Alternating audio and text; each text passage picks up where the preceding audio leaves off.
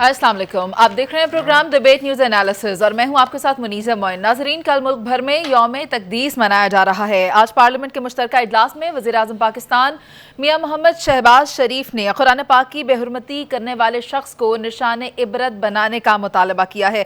कहते हैं कि सिर्फ मजम्मती बयान दरकार नहीं है, अक़वाम मुत्तहिदा को इस्लामोफोबिया के खिलाफ आलमी कानून मंजूर करना होगा। इसके अलावा आज के प्रोग्राम में हम बात करेंगे सानहा 9 मई से मुतल्लिक तमाम मुकदमात में चेयरमैन PTI को शामिल करने का फैसला कर लिया गया है और नवाज शरीफ को सियासी इंतकाम का निशाना बनाया गया, इस बात का एक और सबूत सामने आ गया है। पैनल में मेरे साथ नवीद चौधरी साहब, PJ मीर सर, इफ्तिखार अहमद साहब और जावेद इकबाल साहब मौजूद हैं। सबसे पहले नवीद साहब आपकी तरफ आती हूँ। यौम तकदीस के हवाले से बात करेंगे। कल मुल्क भर में प्रोटेस्ट किया जाएगा, सब लोग बाहर निकलेंगे और इस बारे में बात करेंगे। आपसे पूछना चाहूँगी कि ये वाक़या क्या है, इसको एलैबोरेट करते हैं। ये ईद उल अज़हा पर स्वीडन में ये वाक़या पेश आया जब इराक से आए हुए एक शहरी ने, जो स्वीडन की शहरियत ले चुका है, एक नापाक जसारत की। अब मामला ये है कि कुरान मजीद शहीद किया मस्जिद के बाहर आग लगाकर। अब बात यह है कि हम इस मामले को सिर्फ इस हवाले से नहीं देख सकते कि ये एक वाक़या हुआ और स्वीडन की हुकूमत ने उसकी मजम्मत कर दी।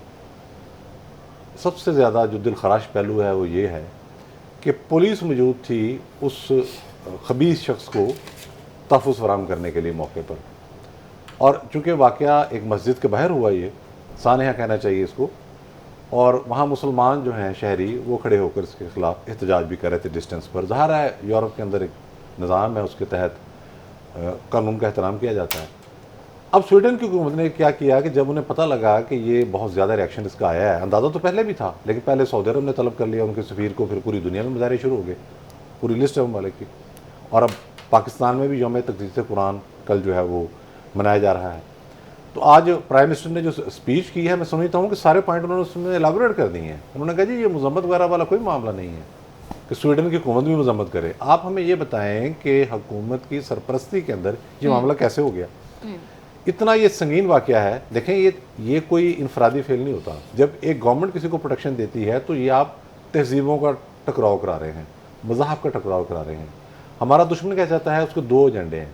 एक तो वो ये चेक करता है कि मुसलमानों के अंदर ईमान की कोई रमक मौजूद है कि नहीं। हमको ऐसा काम करें तो हमने ज़ाहिर पीसफुल रहना है ना। और दूसरा मामला क्या है, वो पीसफुल रहने के मुतल्लिक है। वो ये देखता ये है कि हम हरकत करेंगे, उसके नतीजे में ये तोड़ फोड़ करें या कोई फसाद करें तो फिर हम मामले को दूसरी तरफ ले जाएं। तो ये हमारा इम्तिहान होता है। लेकिन देखें कि सेंसेबल दुनिया कितनी ज़्यादा है। यूरोपीय यूनियन ने इसकी ज़बरदस्त अंदाज में मजम्मत की। उन्होंने कहा ये तहजीबों का टकराव कराने के मुतरादिफ है ये हरकत। पोप फ्रांसिस जो हैं उन्होंने इसकी खुल के मजम्मत की और बड़े सख्त अल्फाज के अंदर की। रूस के सदर पुतिन जो है एक मस्जिद में पहुंच गए और कुरान पाक को उन्होंने सीने से लगाया। चीन ने इसकी मजम्मत की और ये सिलसिला अब जारी है। लेकिन बात फिर वही है कि इस तरह OIC का इजलास भी हो गया, मुख्तलिफ ममालिक के अंदर स्वीडन के सफ़ीर को बुलाया जा रहा है। प्राइम मिनिस्टर ने आज ये जो बात की है ये, और उन अक़वाम मुत्तहिदा से मुतालबा किया कि आप भी इसका नोटिस लें। सबसे अहम बात यह है कि जब इस तरह की कोशिश की जाए नापाक जसारत, इसके पीछे शैतानी दिमाग है। आप ये नहीं कह सकते कि एक बंदा कर गया उसके बाद मामला ख़त्म हो गया। तो इसका मौसर हल ये है कि हमने तो सड़कों पर निकलना है और बताना है कि ये मामला काबिल कबूल नहीं, पुरअमन भी रहना है। लेकिन कोई एक फोरम वो आप लिख सकते हैं, आप सोशल मीडिया पे पोस्ट डाल सकते हैं, आप सड़क पर आकर बात कर सकते हैं, आप किसी बैनुल-अक़वामी इदारे के पास जा सकते हैं, बाहर आ सकते हैं। आपने खाली नहीं छोड़ना ताकि दुनिया को ये पता लगे कि रसूल अल्लाह और किताब अल्लाह पर कोई समझौता नहीं किया जा सकता। इसके अगेंस्ट अगर हम सड़कों पर निकल रहे हैं तो सोशल प्लेटफॉर्म्स पर भी आवाज़ उठानी होगी ताकि ग्लोबली ये बात और ये पैगाम वाज़ेह हो जाए। जहाँ तक मैं ग्लोबल की तरफ आई हूँ तो PJ सर मैं चाहूँ कि आप बताएं कि पूरी दुनिया में इस पर रिस्पॉन्स सामने आ रहा है। बिल्कुल। अभी हम बात भी इस पर कर रहे थे। मोरक्को ने अपने एम्बेसडर को वापस बुला लिया। सऊदी अरेबिया का जिस तरह चौधरी साहब ने बात की है, इराक़ में काफ़ी मुजाहरे हुए हैं। लेकिन द क्वेश्चन इज़, हमने तो कह दिया कि भाई ये बिल्कुल इसकी मजम्मत है और होनी चाहिए, इसमें दो राय नहीं है। क्या हमने अपने एम्बेसडर को वापस बुलाया? हम तो कल क्या बना रहे चौधरी साहब, यौम तकदीस, ठीक है ना। कल अगर हम वो मना रहे हैं, the first thing we should do today is recall our ambassador from Sweden. वो कहते हैं ना, actions are louder than words. और यही मैं कहूँगा जितना भी मुस्लिम उम्मा है उनको चाहिए अपने जो एम्बेसडर्स हैं वापस रिकॉल करें, क्योंकि ये मजाक नहीं है। और ये देखो ना, ये 4-5 दिन ये चलेगा, रिजेंटमेंट होगी, प्रोटेस्ट होंगे और उसके बाद बात ख़त्म हो जाएगी। पहले हमने नॉर्वे में भी यही देखा, आपने अमेरिका में भी यही देखा, जब कुरान वहाँ जलाया गया था कैलिफोर्निया में, अब यहाँ नॉर्वे के अंदर भी देखा, डेसिक्रेशन ऑफ द प्रॉफिट। तो ये देख रहे हैं हम। मैं इनको कहूँगा कि ये जाहिल लोग हैं, इनको इस्लाम का पता नहीं, इनको अपने मज़हब का खुद नहीं पता, वाइकिंग डेसेंट के हैं ये, इनको क्या पता, coming in from paganism into some sort of आप कह लो religious belief। तो जो डेली हिंदुस्तान में हम मस्जिदें शहीद करते हैं, हम कश्मीर के अंदर जो मुसलमानों के साथ ये करते हैं और कुरान की डेसिक्रेशन करते हैं, दुनिया इस पर तो नोटिस लेती कोई नहीं। आज पाकिस्तान ही निकला है ना जब से पढ़ा। आई एम सो ग्लैड कि ये पहली दफ़ा मैंने देखा है कि सऊदी अरेबिया ने एम्बेसडर को रिकॉल किया, वरना सब चुप थे, सब चुप थे, क्योंकि सबके इंटरेस्ट है। यही चीज़ हुई है, इन मुल्कों ने इजराइल को एक्सेप्ट किया तो कई ममालिक बिल्कुल चुप हो गए, कई बोलते नहीं है। मुस्लिम उम्मा OIC has to be on one page as far as Islam and the code of conduct is concerned. ये हमें बात करनी है। जो ये बात करते हैं ना ह्यूमन राइट्स की, ये ह्यूमन राइट्स की बात करें आप। वहाँ ये आप कहते हैं हाँ जी जला दिया फाइन है, कभी आपने किसी मुसलमान को देखा है पाकिस्तान के अंदर इंजील को जलाते हुए, तोरा को जलाते हुए, या दुनिया में किसी मुल्क के अंदर? हम रिस्पेक्ट करते हैं, हम रिस्पेक्ट करते हैं बाकी मजहबों को, और यही हम चाहते हैं। आपका अपना मजहब, हमारा अपना मजहब, हम हमारे कितने इख्तलाफात हैं हिंदूज के साथ या सिख के साथ sir, but we respect the religion and that is how the life moves on. Religious harmony बहुत ज़्यादा मैटर करती है। इफ्तिखार साहब, रजब तैयब एर्दोगान ने ये कहा है कि हम वेस्टर्न वर्ल्ड को ये बताएंगे कि अगर आपने ये इकदाम उठाया तो इसको आप कतई तौर पर ये मत समझें कि ये फ्रीडम ऑफ एक्सप्रेशन में आप इसे कंसिडर कर सकते हैं। तो जो लोग इसे फ्रीडम ऑफ एक्सप्रेशन में कंसिडर कर रहे हैं वो ऐसा किस तरह कर सकते हैं? अफसोसनाक है, उनको पता ही नहीं है कि मुसलमानों के जज्बात इसके बारे में क्या है। मुझे अभी आपने हुक्म दिया कि मैं ये काम करूं, तो मैंने ये काम कर दिया। And I will request everyone, ये जरा दोबारा दिखा देंगे। ये मैं दिखा रहा हूँ जी, स्क्रीन पर दिखा दें, ये बल्कि स्क्रीन पे दिखाएंगे। स्क्रीन पे वो नहीं दिखा रहे, मैं क्या कर सकता हूँ, मैं तो सिंपल क्लोज अप दिखाएं जी, ये बड़ा इंपॉर्टेंट है। ये मैं तो अभी आपने ये निकाह के ऐसा करना चाहिए, एंड आई हैव डिसाइडेड कि मैं तो बैठे बैठे ये कर दूँ। माशाल्लाह। और सब लोगों से कहता हूँ, पाकिस्तान में जो लोग हैं, कि अब अमली तौर पे हम साबित करें कि हम चाहते हैं क्या है। ये बड़ी अच्छी गुफ्तगू नवीद ने की और पीजे ने की, और ये पीजे ख़ास तौर पे एक सवाल उठाता है कि क्या हम अंजील तुरैत को जलाते हैं, क्या कभी हमने ये हरकत की है। सवाल है कि अमली तौर पे हमें अभी सब, मैं बड़ा खुश हूँ कि पहली दफ़ा मुझे हौसला हुआ है कि जो मुसलमान ममालिक है उन्होंने एक ज़िम्मेदारी के साथ रद्द-ए-अमल का इज़हार किया है। बहुत बड़ी बात है। मुझे नहीं याद कि इतना रद्द-ए-अमल कभी भी आया हो किसी इशू को। आपकी बात और आज जो जॉइंट सिटिंग के अंदर जो प्राइम मिनिस्टर ने स्पीच की है, मैंने शहबाज शरीफ को इस तरह नहीं कभी देखा। That's good, very good. मतलब ये कि मतलब ये देखना, ये डिबेट बहुत खौफनाक डिबेट है कि आज़ादी क्या है, एक्सप्रेशन की आज़ादी की नोयत क्या। ख़ुद भी अमेरिका में इन पर बात हो रही है, और कई केसेस मैंने स्टडी कर रहा हूँ। मैं जब उनको डिटेल मेरी आई तो मैं आपसे बात करूँगा। वहाँ भी उनकी रियासतों में इस मामले पे एक डिबेट चल रही है कि आज़ादी से का तस्वर क्या है। सही, ये बात it is under discussion now. और ये आज़ादी तो देखना, ये तो फिर इस्लामी ख़ौफ़ी है ना, अरबहा मुसलमानों को उकसाना, और अगर हम फिर रद्द-ए-अमल का इजहार कर दें तो बड़ा अफसोसनाक है कि अगर हम अंजील को जलाना शुरू कर दें और आयत को जलाना शुरू कर दें। जस्ट फॉर द रिकॉर्ड, ये फास्टेस्ट ग्रोइंग रिलीजन है दुनिया के अंदर। सर इससे तो वो डरे हुए ना, that is one of the reason जो आपने पॉइंट आउट किया है। कुछ मुल्क तो इतना डर गए हैं, वो कहते हैं कि मतलब जो ये फ्रांस में जो हो रहा है, ये जो हंगामे हुए हैं, उस लड़के को जो गोली मारी है उसके रद्द-ए-अमल में जो वहाँ पे डिस्प्यूट जन्म ले रहा है, मैंने देखा है कि वहाँ पे उन्होंने कहा कि जी उनका ये खौफ है कि मुसलमान will take over the entire France one day. हम ज़ालिम नहीं हैं और ना हम जुल्म करना चाहते हैं, हमारे पे बहुत जुल्म हुआ है। अगर तारीख़ में देखें, हम ही चाहते हैं कि आप हमारा एहतराम करें, हम आपका एहतराम करेंगे। लेकिन मेरा ख्याल है कि बात आगे बढ़ रही है, आप मजबूर कर रहे हैं, और फिर हमारे लिए नौजवान नस्ल को जहाँ कहीं भी है, मुसलमान नस्ल, उसको फिर रोकना हमारे बस की बात नहीं होगा। मैं कोई धमकी नहीं दे रहा, ये एक फीलिंग है, रियलिटी। और reality we must admit it. और ये मैं लोगों से कहूँगा कि अपने तौर पे जिसके पास सुना 5-6 करोड़ हमारे पास मोबाइल हैं पाकिस्तान में, तो आप ये मैसेज लें, मैसेज को आगे भेजें ताकि लोगों को एहसास हो कि we are serious today. Iftikhar साहब, जो बात आप कर रहे हैं ये बात वज़ीर आज़म साहब ने भी किया। उन्होंने कहा है कि अगर दोबारा ये मज़मूम हरकत हुई तो कोई हमसे फिर गिला ना करे, क्योंकि उसके बाद जो रिस्पॉन्स आता है उस बारे में तो इन लोगों ने सोचा नहीं। ये समझते हैं कि मज़हब की बुनियाद पर मुसलमानों में तफरीक पैदा कर देंगे तो कुछ भी नहीं होगा, सिर्फ एक प्रोटेस्ट होगा। तो जब अब मैं ये बात जावेद साहब आपकी तरफ लेकर आना चाहती हूँ, कल जो यौम तक़दीस कुरान मनाया जा रहा है, सब सड़कों पर निकल कर आएंगे, पैगाम दिया जाएगा, तो आपको क्या लगता है ये पैगाम कितना मुअस्सर होगा? देखो, बात अब पैगामात की नहीं है, जितनी हमारी गुफ्तगू हुई है इसका हासिल वसूल ये है कि अब हमें अमली तौर पे कुछ करना है। अगर अब हम अमली तौर पे कुछ नहीं करेंगे, वार्निंगें देते रहेंगे, तो फिर ये जिस तसलसल से काम हो रहा है ये रुकेगा नहीं।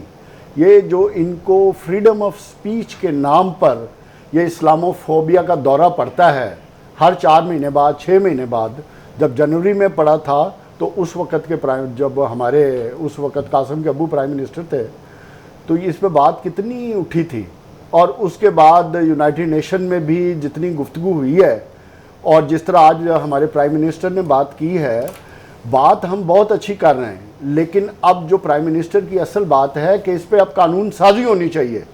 ये है वो बात जो अब अमली तौर पे हम करके दिखाएंगे तो ये होगा, वरना इस्लामोफोबिया वाली कहानी इन्होंने फ्रीडम ऑफ स्पीच के साथ लिंक के ये चलते रहेंगे। ये डरे हुए हैं मुसलमानों से, उनको पता है कि उनकी जो पॉपुलेशन ग्रोथ कम हो रही है और उनको डर है कि आने वाले वक्त में 2050 तक यूरोप में मुसलमान टेक ओवर कर जाएंगे।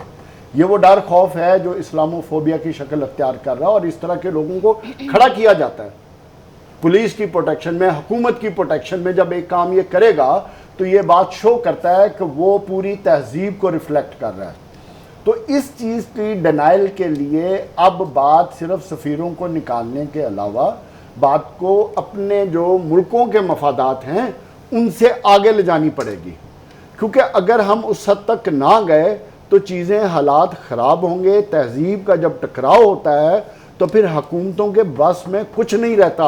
जिन नौजवान की तरफ इफ्तिखार साहब बात कर रहे हैं, फिर ये नौजवान अनकंट्रोल हो जाते हैं। जावेद साहब आपका पॉइंट आ गया। इफ्तिखार साहब, मैं एक ऐड कर दूं, देखें कल हम एहतजाज होगा, लेकिन हमारी सारों की तरफ से एक ही एक रिक्वेस्ट है, पुरअमन एहतजाज। ये तो इसका इस एहतजाज का किसी पॉलिटिकल पार्टी से कोई ताल्लुक नहीं सर, लेकिन बेशक किसी ने भी सबको मिलकर करना चाहिए। तो इसी की खास बात है जावेद साहब, कितने भी डिफरेंसेस हो, लेकिन कुरान पाक की जहाँ बेहुरमती होगी वहाँ ये सब लोग इकट्ठे होंगे और मिलकर एहतजाज रिकॉर्ड करवाएंगे, और कल हम इसका अमली मुजाहरा भी देखेंगे। अभी हमें एक ब्रेक पर चलना है, जिसके बाद वापस आएंगे और बात करेंगे मिलिट्री इंस्टॉलेशंस पर जहाँ जहाँ अटैक किया गया उन तमाम केसेस में चेयरमैन पीटीआई को नामजद करने की हिदायत कर दी गई है। आप साथ रहिए।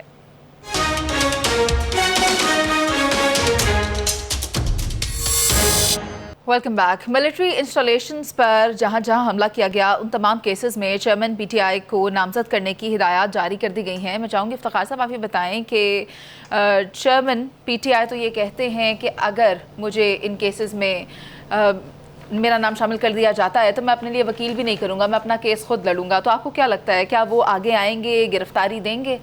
वो आगे गिरफ्तारी तो नहीं देगा ना, वो सड़क पे आगे ये तो नहीं कहेगा मैं गिरफ्तारी अपनी पेश कर रहा हूँ। जो कानून है वो फैसला करेगा। जिन लोगों ने ये, पहली बात है कि ये जो आपने फ़िक्रा इस्तेमाल किया कि नामजद करने की हिदायत, ये अच्छा तरीक़ाकार नहीं। बिल्कुल ठीक है आपने, पर अगर किसी के कहने पे नामजद करना है तो ये मुनासिब नहीं। रियासत खुद फैसले कर सकती है, और रियासत को ऐसे फैसले करके इस किस्म के बयानात नहीं जारी करने होते।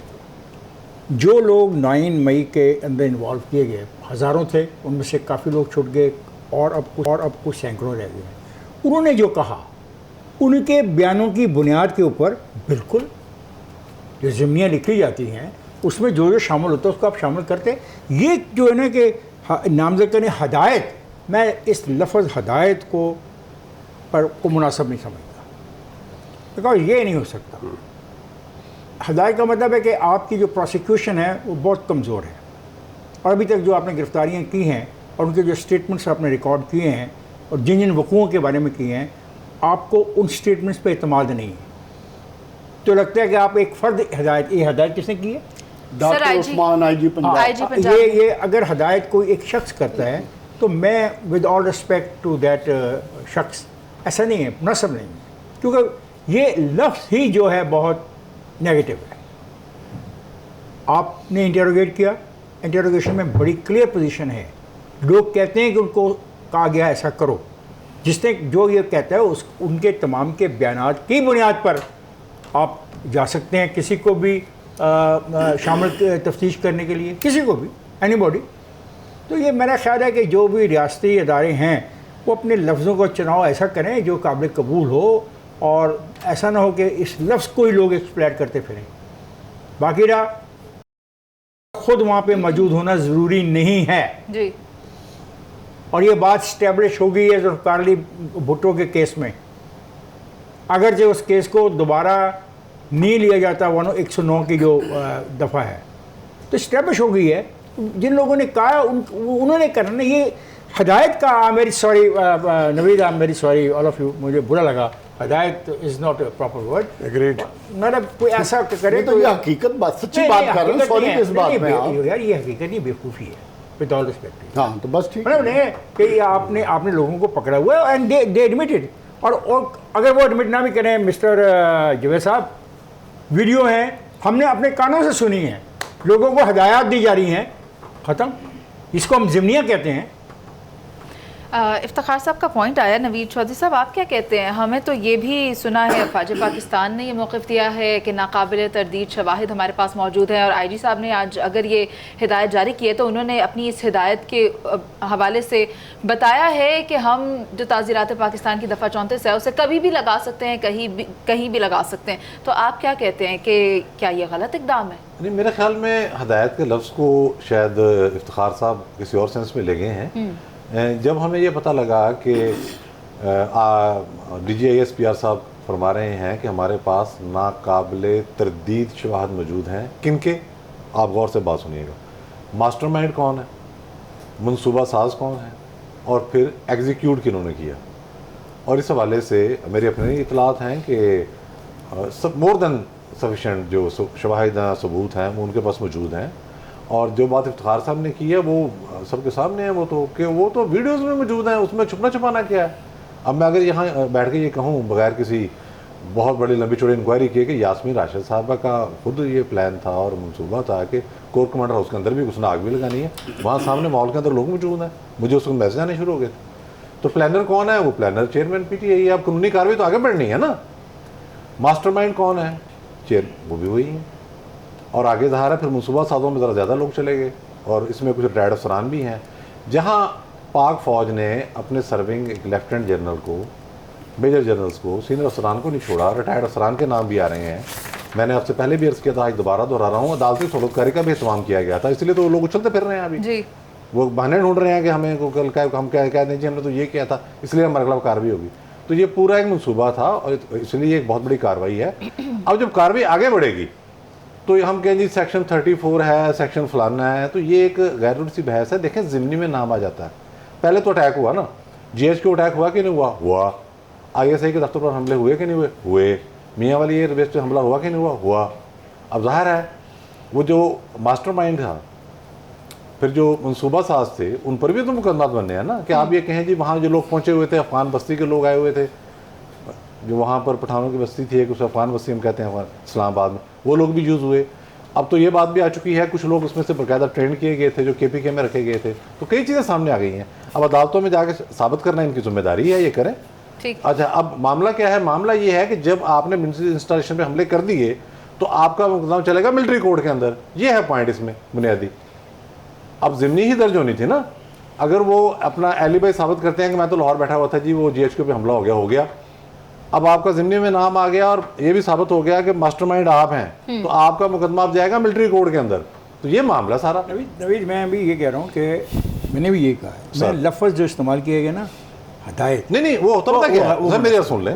पुलिस का एक निज़ाम ये है कि वो कहते हैं कि सर ये इंक्वायरी हमने कर ली है, इसके बाद ये ज़िम्नी इसकी बन रही है। इसमें तो वो रहनुमाई ले लेते हैं, तो आईजी उस पर क्या देता है कि भाई कानून के मुताबिक कार्रवाई आगे सर बढ़ाओ। एक छोटे ये से होता है। लफ्ज की कंफ्यूजन है, लेकिन एक और बहुत बड़ी कंफ्यूजन ये है कि इतनी देर से ही क्यों याद आता है। पीजे सर आप बताएंगे कि इतना वक्त क्यों लग गया? एक तरफ आप इस कह रहे हैं ख्याल के इंक्वायरी होनी आते ही। चाहिए, साथ आप कह रहे हैं इंक्वायरी होनी चाहिए, तो इंक्वायरी के बाद ही है ना सर। अब अमेरिका में हम देख रहे हैं इंक्वायरी 1 साल तक लगी हुआ और 1 साल के बाद सजाएं हुई। इंक्वायरी में वक्त देना चाहिए। इंक्वायरी बिल्कुल करें। देखें, रेस में कोई डिसीजन ना करें। लेट्स बी ऑनेस्ट, जहाँ हमें सूट करता है, हमने इसी या मीडिया के ऊपर आसिफ जरदारी को क्या कह दिया, उसको क्या क्या गिल्टी कर दिया, नवाज शरीफ को क्या क्या कर दिया, आज आप कासिम के फादर को क्या क्या कर रहे हैं। मेरे पास क्या प्रूफ है? ये तो जिनके पास है बताएं, लेके आ जाए सामने। सर उन दोस्तों का क्या बनेगा जो वादा माफ गवाह बनते जा रहे हैं? देखिए, वो उनके तो खनसामे, उनको वोट नहीं देंगे, छोड़ें आप। बात ये है कि हमने एक चीज़ को बड़ा एक समझदारी से, संजीदगी से देखना है। देखो, हमें अगर इंसाफ करना है इस मुल्क के अंदर और इस मुल्क को आगे चलाना है, वी हैव, वो तराजू जो है बिल्कुल बैलेंस होना चाहिए। अगर तराजू टिल्ट हो गया, इस मुल्क का कोई फ्यूचर सर नहीं। इसका जवाब तो परवेज इलाही साहब देंगे ना? जो मर्जी दे, जो मर्जी दे, जो इफ्तिखार बात कर रहे हैं, इंक्वायरी करो और उसके बाद हमें ये ना बताओ कि हम ये कर देंगे, वो कर देंगे। ये इन्होंने भी कहा था, वो पिछलों ने भी कहा था, आगे आने वाले भी कहेंगे। और we don't need stories, we need proof. ये क्या इफ्तिखार शोर मचाता रहता है? हमारी प्रोसिक्यूशन इतनी वीक है, हम अगले को पकड़ लेते हैं, केस आपके पास होता कोई नहीं है, प्रूफ आपके पास होता कोई नहीं है, आप आगे हम टीवी पे। Can I help you? उन्होंने कहा कि आईजी ने ये हदायत पंजाब प्रोसिक्यूशन सेक्रेटरी से तफसीली मीटिंग के बाद जारी की है। दसो जी वो रिपोर्ट्स आ जाती है ना। नवीद देखो, नवीद मुझे इस पर कोई इतराज़ नहीं है। मैंने तो खुद मैं इसका हामी हूँ कि जब आप मुझे पकड़ के ले जाते हैं तो मेरा बयान जो है वो अगर आपके खिलाफ है तो इसका बयान भी आता है, उसका बयान भी आता है, तो आप मेरे खिलाफ प्रोसीड कर सकते हैं। ठीक है। लेकिन हदायत करने से एक गलत तासर जाता है। ठीक है, रॉन्ग वर्ड। ठीक है। पुलिस रिपोर्ट बना के भेजती है, हाँ। आईजी को कहती है कि ये मामला हमारे सामने आ गया, है। वो सेक्रेटरी प्रोसिक्यूशन को बुलाता है कि अगर भाई आप- अब क्या बनता है मेरे ख्याल इसमें? से आप कानून पढ़ के लें, ऊपर। जो वो खबर कानून हमारे बताता तक है, उसके मुताबिक कार्रवाई आगे नवी जल्दी से जो निपटाओ। खबर हमारे तक आई है ना, जी, जी। मैं इसमें मेरा ख्याल एहतियात सर की मैं जरूरत है। जनरल प्रैक्टिस से बात कर रहा हूँ। हाँ नहीं, इसमें एहतियात की अमूमी जरूरत है। अमूमी जो मश्क है ना, मैंने उसकी बात सर की है, ये बाकी तो आगे इसमें प्रोसेस देखेंगे। और प्रोसीजर की जी, बात जी, हो जी, रही है, मैंने लेकिन बात मैं जावेद साहब आपकी राय लेना चाहती हूँ। एक तोशा खाना का केस भी है और पीटीआई चेयरमैन को हाई कोर्ट से रिलीफ नहीं मिला और वो सुप्रीम कोर्ट पहुँच गया। मैं चाहूँगी कि आप इस बारे में बताएं। बात यह है कि यार अंदर करना है, जैसे मर्जी करके अंदर करो, लेकिन ये मामलात जो आप बार बार गुफ्तगू करके पूरी कौम को ये बताना चाहते हैं कि by hook and by crook भी करना चाहते हैं, तो यार इतना मजाक मत उड़ाओ ना। राना सलाउल्लाह के साथ नहीं किया वो था ना गलत हुआ ना, हाँ, गलत है। कानून और आइन को कुछ तो पल्ले उसके रहने देना।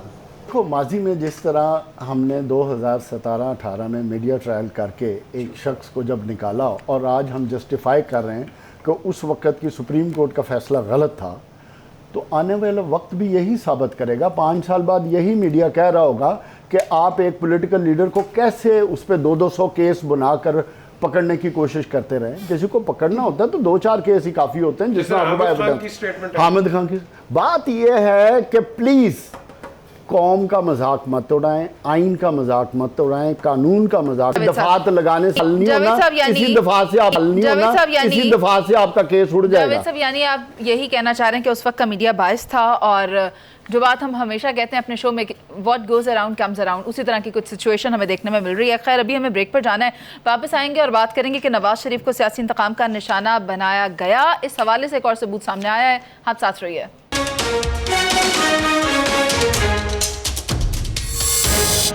Welcome back. अदालत ने प्लॉट अलॉटमेंट केस में नवाज शरीफ को बरी करने का हुक्म दे दिया है और उसमें कहा गया है कि नवाज शरीफ को इश्तिहारिया करार देने की कार्रवाई कानून के मुताबिक नहीं थी। जिस तरह बाकियों को रिलीफ दिया गया इस केस में, उस तरह नवाज शरीफ को भी रिलीफ दिया जाए। मैं चाहूँगी इफ्तिखार साहब आप ये बताएं कि अदालत ने फैसले के साथ जो रिमार्क्स दिए वो खास अहमियत के हामिल हैं। इसने एक बात साबित की है कि हमारा प्रोसिक्यूशन का निज़ाम कोई अहमियत नहीं रखता। खा वो केस नवाज शरीफ के ख़िलाफ़ हो, खा वो केस किसी और के ख़िलाफ़ हो, उनकी संजीदगी का आलम यह है कि इतने सालों के बाद उनके केसेस को बाहर फेंक दिया जाता है। उसका नुकसान क्या है?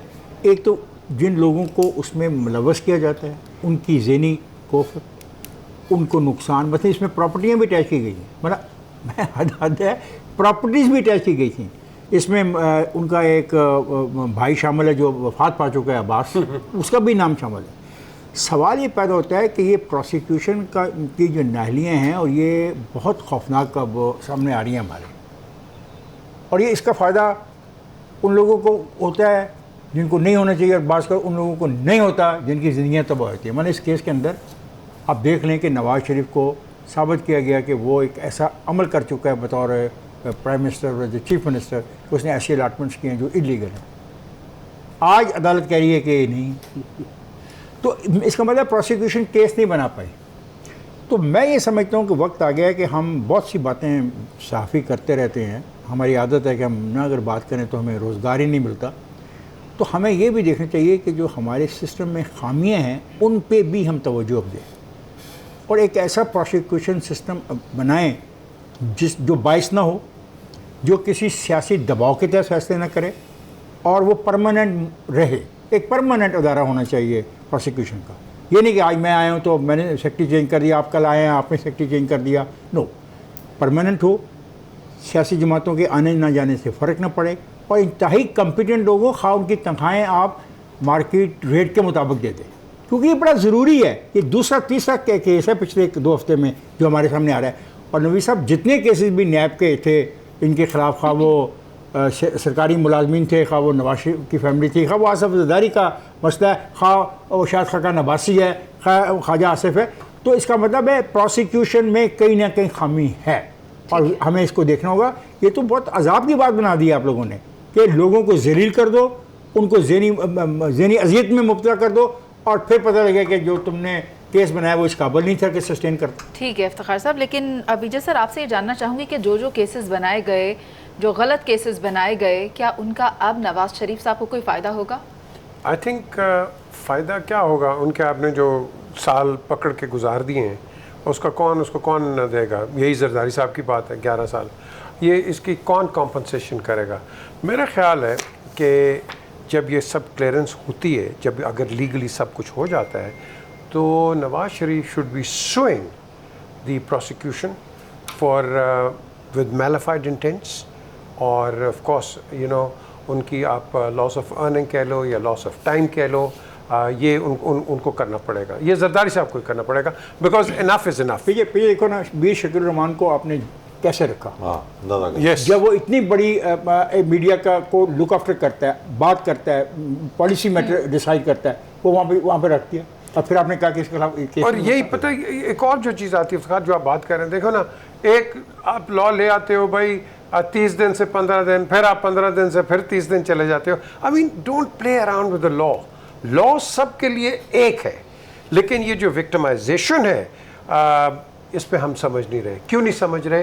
क्योंकि ये जो इसने भी बात की अभी मुनीज़ा ने, देखो याद रखो ये दुनिया का असूल है, what goes around comes around. Vijay sir, यहाँ पर ही मैं आपका पॉइंट ले लेती हूँ, लेकिन मुझे यही सवाल नवीद चौधरी साहब की तरफ लेकर जाना है। नवीद साहब, आप देखें कि जो आज फिर नवाज शरीफ के साथ हो रहा है, आपको क्या लगता है, क्या जब ये टेन्योर पूरा होता है 5 साल का, तो फिर क्या यही सब फेवर्स साबिक वज़ीर आज़म को भी मिलेंगी?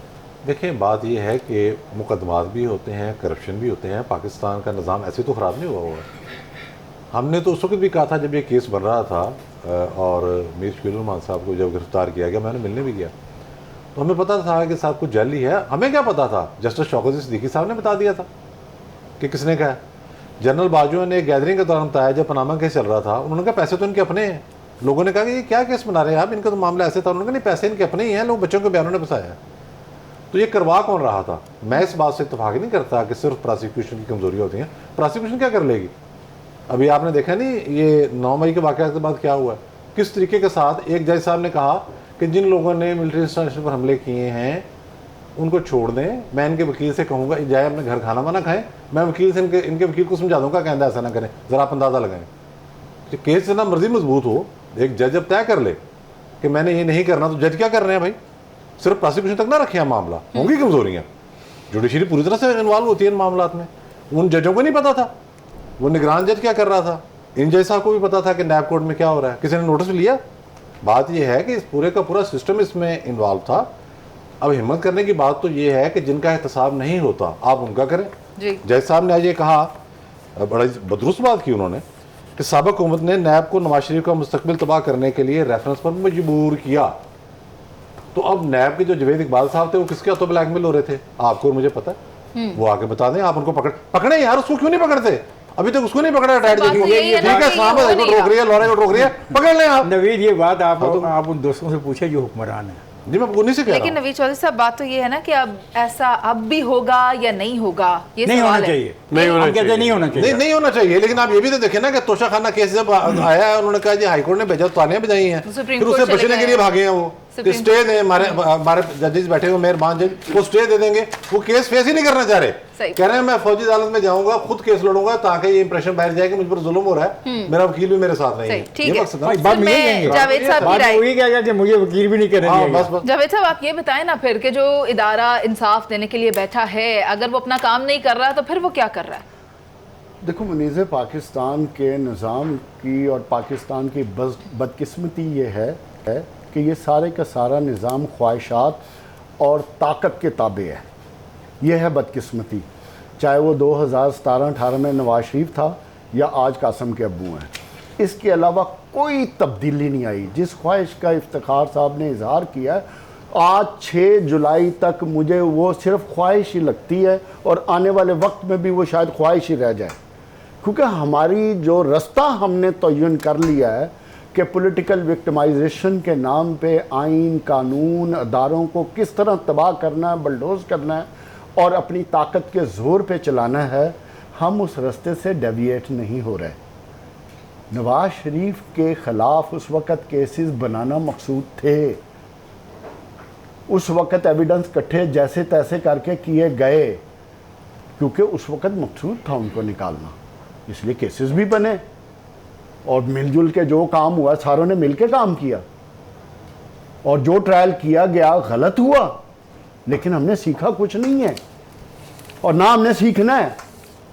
यही आज हम प्रोसिक्यूशन की बात कर रहे हैं ना, यही हुकूमत जब आई थी इसने नैब की प्रोसिक्यूशन पे बेतहाशा क्वेश्चन मार्क खड़े किए थे, इसे काला कानून कहा था, इसे हम खत्म कर देंगे। क्या किया फिर आपने 2 हफ्ते पहले? तरमीम। क्या तरमीम की कि प्रोसिक्यूशन एविडेंस के बगैर आप किसी को भी 1 महीने के लिए डिटेन कर लें। इससे ज्यादा आप पाकिस्तान के मुंह पे तमाचा कैसे मार सकते हैं कि आपको एविडेंस की जरूरत ही नहीं है, ताकत और ख्वाहिश के जोर पे जिसको मर्जी पकड़ ले, जिसको मर्जी डिटेन कर ले, 100 200 300 जितने मर्जी छोड़ केसेस देंगे ना। बनाए जाए, नहीं, तहकीकात किसी से को मत बगैर छोड़ेंगे। तहकीकात के बाद छोड़ ठीक देंगे। है, तो पर जिसकी जो आज आप कर रहे हैं कि नवाज शरीफ का टाइम जाया हुआ, नवाज शरीफ के साथ जुल्म हुआ, तो जिस एक शख्स को आप 1 महीना आप रखेंगे, जब आप जज भी चाहे कह रहा हो, और भाई कोई जज भी कह रहा हो, तो जिसको बगैर प्रोसिक्यूशन या एविडेंस के आप अरेस्ट करेंगे, उसकी फैमिली के साथ कितना जुल्म होगा? सर, with due respect, पकड़ेंगे। आप सबका पॉइंट आ चुका है। नाम की चीज ही नहीं है। जावेद साहब बहुत शुक्रिया आपका, इफ्तिखार साहब आपका भी, नवीद चौधरी साहब और पीजे सर, बात ये है कि आती हो जाते हैं इस बात पर, लेकिन जो फैसला आया है नवाज शरीफ के हक में वो खुशाइन बात है, लेकिन असल बात तो यही है ना कि जो लोग ये फैसला करवाने के पीछे थे, यानी जब वो केसेस बनाए गए उसके पीछे जो लोग थे